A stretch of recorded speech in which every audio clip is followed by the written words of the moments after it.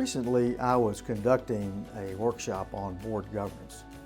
And following the workshop, someone came up to me and asked me if I had any information in my new book, Healthy Boards, Successful Schools, about strategic planning. And I was able to share with her, yes, as a matter of fact, there is a chapter devoted to strategic planning and the board's role in that process. So let me share with you just a little bit about what is included in Chapter 7 of my book about strategic planning and the board's responsibility. The way in which that I address this material and this issue is to look at the 14 fundamental steps that the board must engage in and go through to come out the other end of that with a successful and vibrant and dynamic strategic plan. So what are those 14 steps? Well, let me share with you just a couple of those so you kind of get an idea of where I'm headed with this particular issue.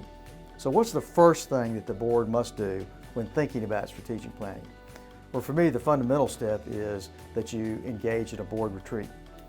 You decide fundamentally that we're going to get away and we're going to spend some time getting to know each other and the process and what strategic planning looks like.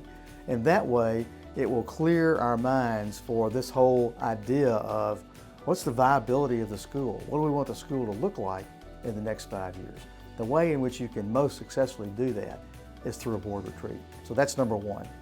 Number two is the mission statement.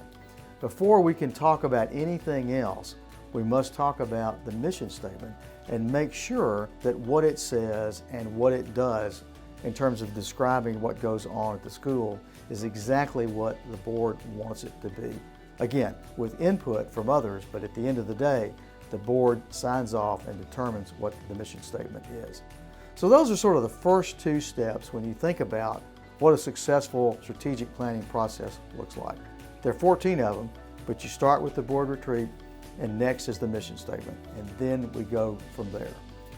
To learn more about strategic planning or more information about boards and head relationships, I encourage you, take a look at the book, take a look at my website, williamrmottphd.com. Thank you.